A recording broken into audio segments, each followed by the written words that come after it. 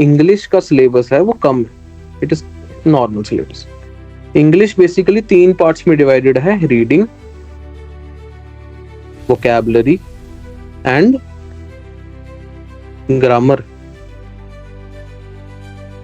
Reading में you have passage S1 S6, तो जो भी चीज कॉन्टेक्स्ट अंडरस्टैंड, तो रीडिंग में everything depends on your contextual understanding, जो भी तुम पढ़ के समझ पा रहे हो चीजें उस पर डिपेंड करता है। वोकैबुलरी में it is knowledge of your vocab obviously, जैसे synonyms, antonyms, word meanings and all that. Grammar में तुम्हें रूल्स पता होने चाहिए और तुम्हें रूल्स की एप्लीकेशन पता होनी चाहिए। You should know how to apply your rules, तो you should know application of rules and you should know the rules, that's it. तो इंग्लिश में ये रहता है। अब दोनों में 100 नंबर है ना।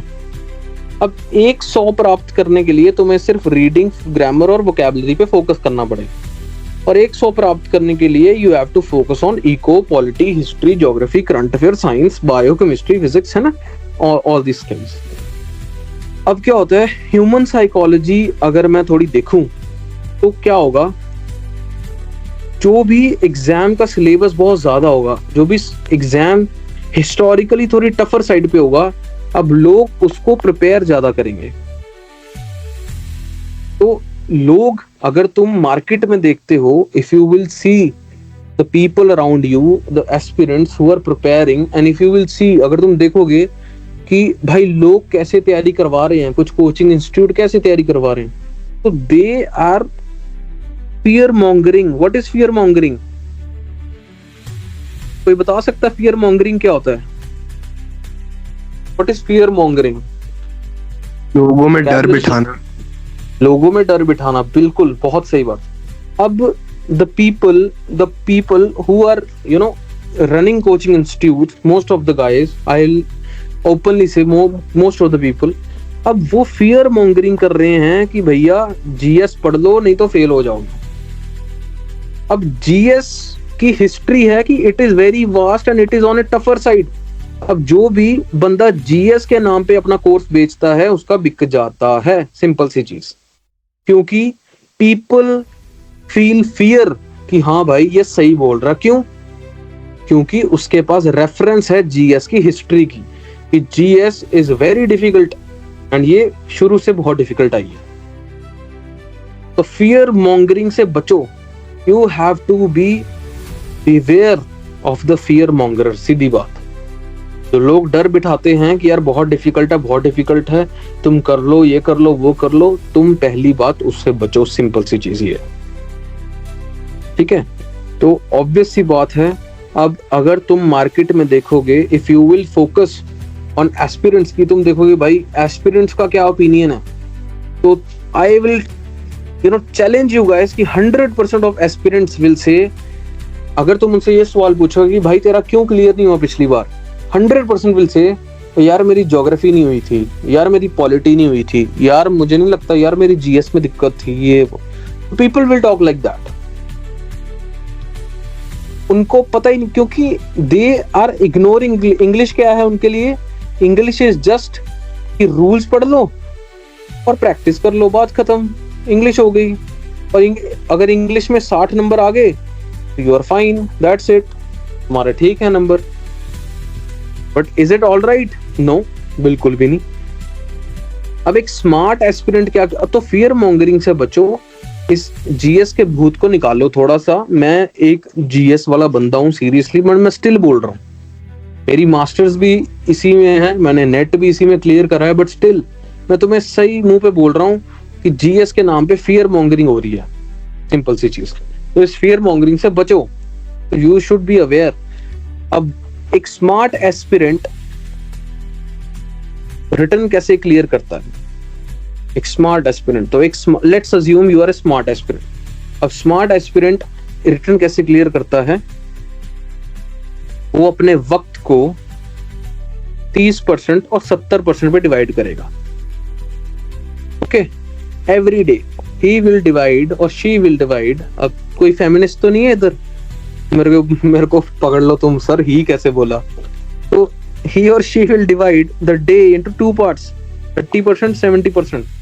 इस 30% टाइम पे वो सिर्फ इंग्लिश करेगा, चाहे जितना मर्जी बोरिंग हो जाए, चाहे तुम 50 बार सिलेबस कर लो, चाहे तुम 50 पेपर प्रैक्टिस कर लो, कुछ भी कर लो, तुम ये 30% टाइम पे सिर्फ इंग्लिश करोगे और ये 70% टाइम पे वो जीएस करेगा। और जीएस में वो कैसे करेगा ये मैं तुम्हें बाद में समझाऊंगा। तो एक स्मार्ट एस्पिरेंट अपना टाइम 30%, क्योंकि देखो इंग्लिश करने के लिए you need consistent efforts, that's it. English करने के लिए तुम्हें सिर्फ कंसिस्टेंट एफर्ट्स चाहिए, और जीएस करने के लिए you need smart work. Simple सी चीज है, ये दोनों चीजें याद कर लो। अगर तुम्हें इंग्लिश क्लियर करनी है तो सिर्फ कंसिस्टेंट एफर्ट से इंग्लिश क्लियर होगी, और जीएस पास करनी है तो सिर्फ स्मार्ट वर्क से जीएस पास होगी। There is no other recipe of success, सीधी बात। और अगर तुम्हें सीडीएस करना है तो you have to combine these two things, combine the consistent efforts with smart work. तो अपने दिन को 2 हिस्सों में डिवाइड, आज तुम्हें प्रॉपर गाइडेंस मैं दूंगा कि कैसे करना है।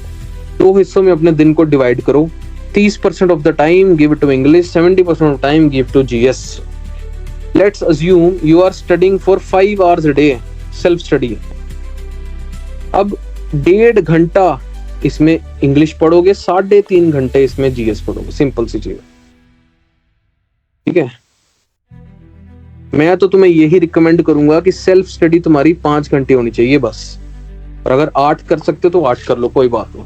तो 5 घंटे सेल्फ स्टडी प्लस 3 घंटे क्लासेस यूटिलाइज करो, 8 hours पढ़ो, खत्म, बहुत है, इट इज इनफ।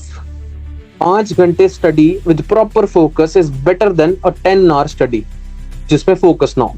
तो प्रॉपरली फोकस करके 1.5 घंटा स्टडी इंग्लिश, 3.5 घंटे study GS. So this is how you should plan your day. और चाहे जितना मर्जी मैथ भी तो है, I am talking about OTA. IMA वालों तुम ज्यादा पढ़ो थोड़ा, तुम्हें 2 घंटे मैथ को देने एक्स्ट्रा, समझ रहे हो? You have to get 2 extra hours to mathematics, that's it, ठीक है। किसने पूछा था ये? लक्ष्य ने? नहीं भैया, मैंने द्विवेदी ने। हाँ, तो द्विवेदी भाई, you have to dedicate more time, सीधी सीधी बात।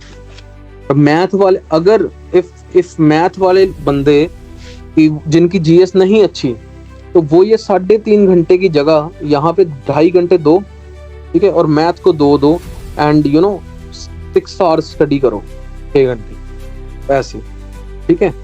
तो अगर एक ऐसा एस्पिरेंट है द्विवेदी जैसा, the person who can do English plus mathematics very well, target करो इंग्लिश में 70, मैथमेटिक्स में टारगेट करो 60 and just target 25 in GS, that's it.